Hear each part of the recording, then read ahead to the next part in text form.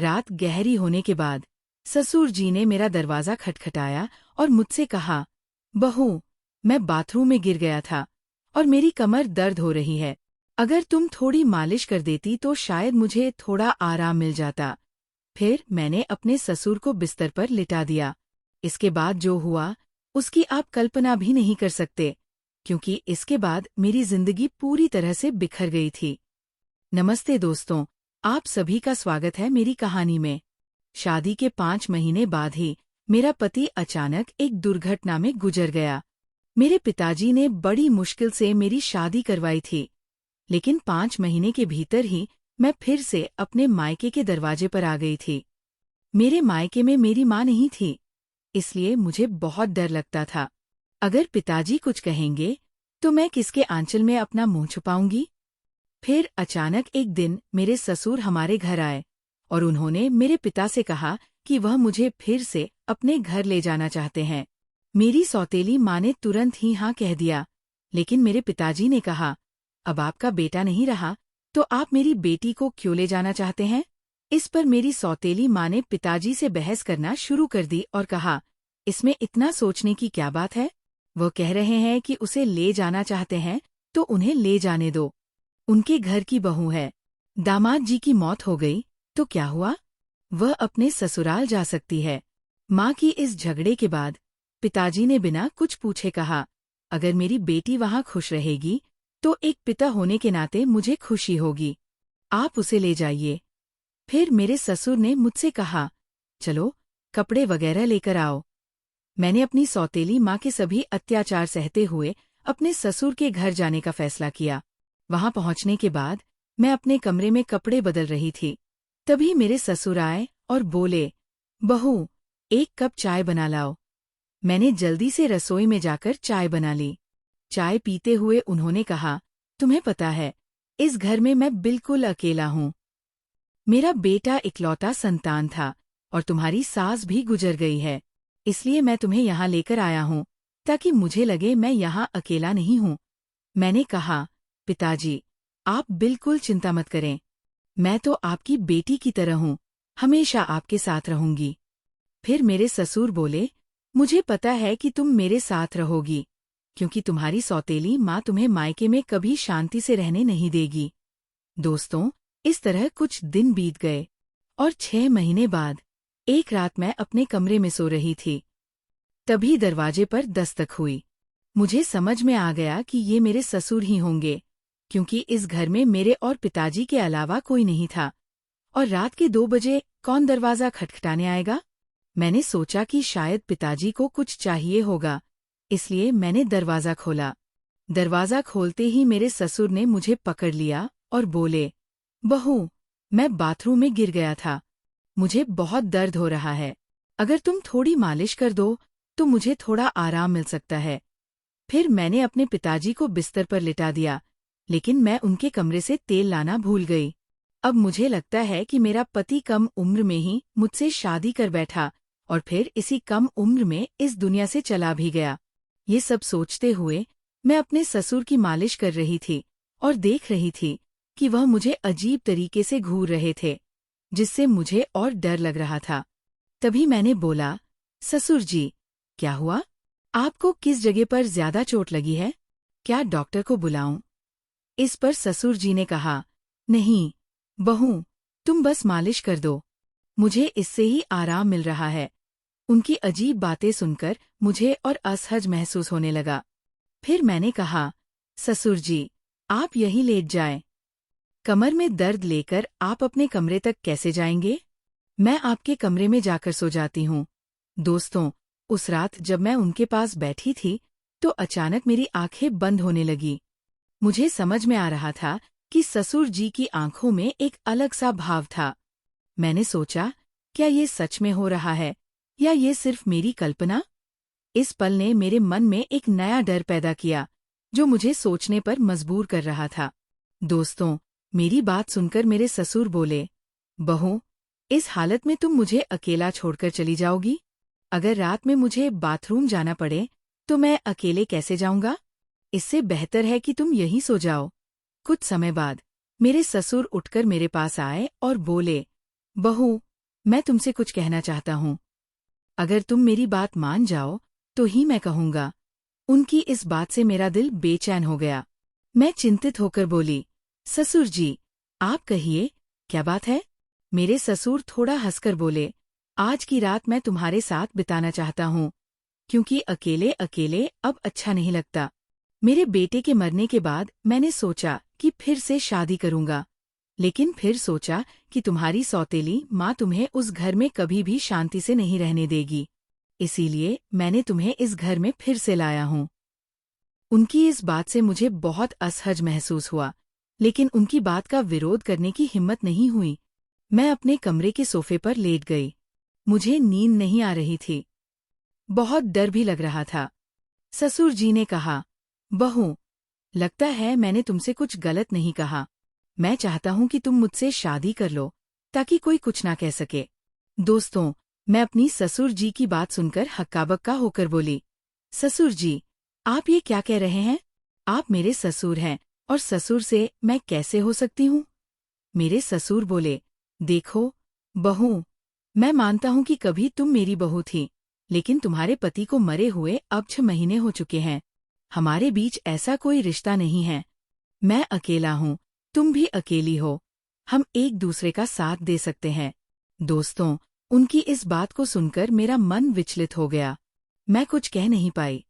एक ओर सौतेली माँ के अत्याचार, दूसरी ओर ससुर का अजीब व्यवहार।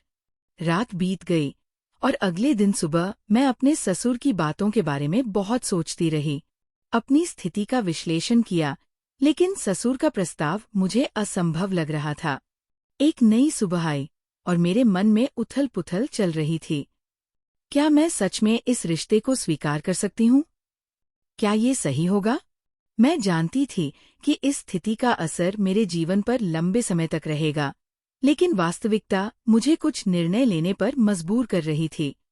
फिर मुझे ख्याल आया कि मैं अपने पिताजी से जाकर बात करूं, लेकिन ये सब बातें अपने खुद के पापा से करने की मुझे हिम्मत नहीं हुई। मुझे पता था कि पिताजी से बात करने के बाद मेरी जिंदगी में नई समस्याएं आ सकती हैं, इसलिए मैं उनके पास नहीं गई। इसी तरह एक दिन शाम को मेरे ससुर ने फिर से बात करने का मौका पाया।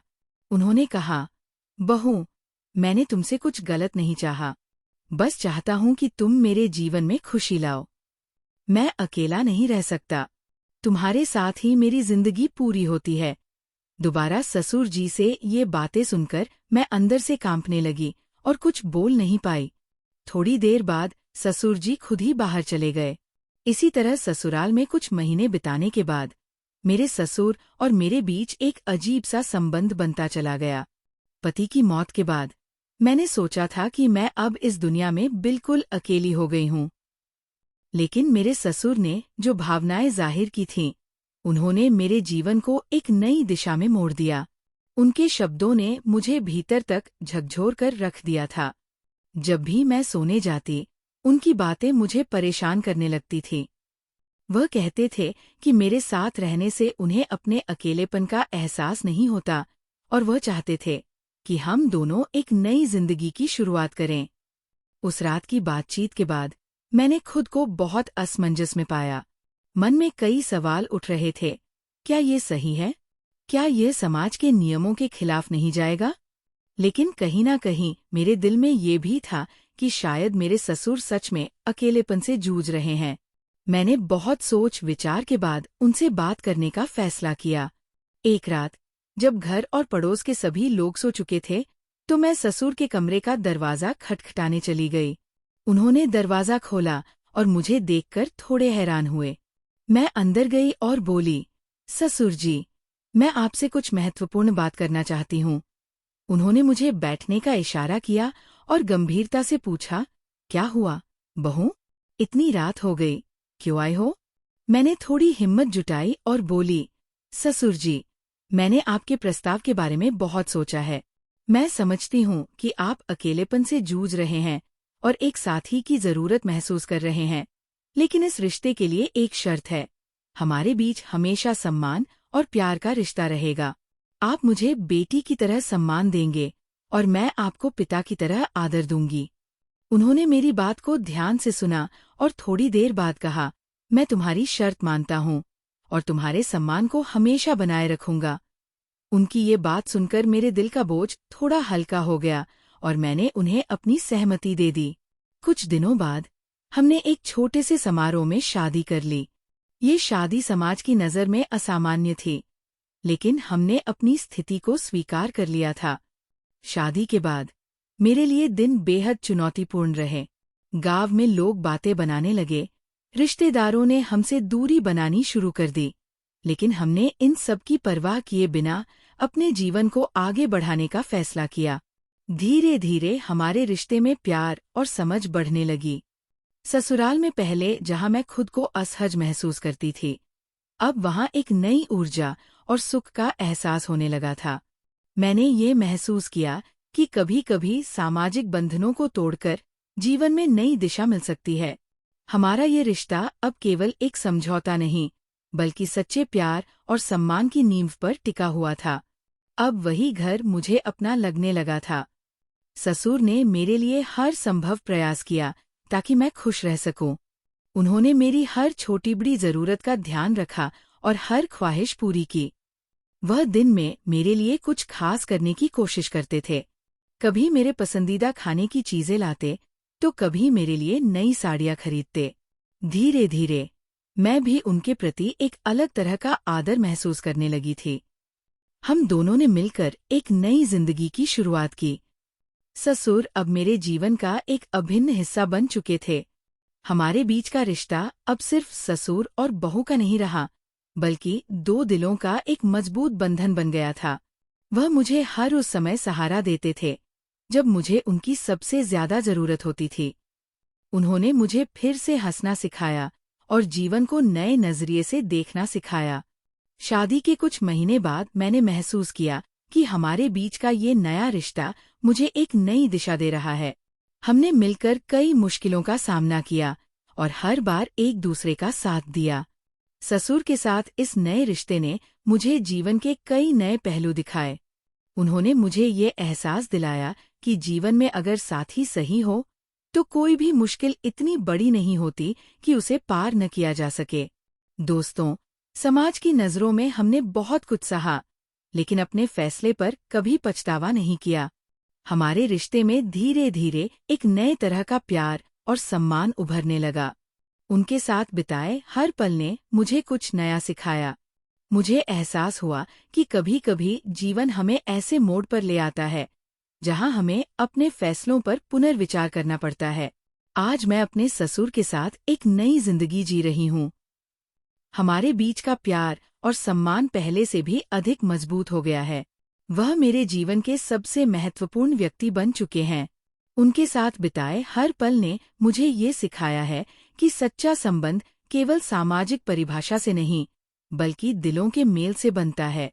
दोस्तों, समय के साथ मेरे और ससुर जी के बीच का रिश्ता और मजबूत होता चला गया। गांव में लोग बातें बनाते थे, लेकिन हमने कभी किसी की परवाह नहीं की। हमने एक दूसरे के साथ जीवन के हर उतार चढ़ाव का सामना किया और इस रिश्ते में एक दूसरे का साथ हमेशा बनाए रखा। ससुर ने मुझे ये एहसास दिलाया कि मेरे जीवन में उनकी मौजूदगी किसी वरदान से कम नहीं है। उनके साथ बिताए हर पल ने मुझे ये सिखाया कि जीवन में सच्चे साथी का महत्व क्या होता है। शादी के कुछ समय बाद हमने गांव में एक छोटा सा व्यापार शुरू किया। ससुर जी ने अपनी मेहनत से घर की हालत और स्थिति दोनों में सुधार लाया। उन्होंने मुझे हर कदम पर सहयोग दिया और मेरे साथ खड़े रहे। हमारा जीवन एक नई दिशा में आगे बढ़ रहा था और अब हम अपने अतीत को पीछे छोड़ चुके थे। हमारे रिश्ते को लेकर पहले जितनी भी गलतफहमियां और समाज के ताने थे, धीरे धीरे वे सब शांत हो गए। लोगों ने हमें और हमारे रिश्ते को स्वीकार करना शुरू कर दिया। गांव के लोग जो पहले हमें लेकर बातें बनाते थे, अब हमारी मेहनत और साथ की सराहना करने लगे थे।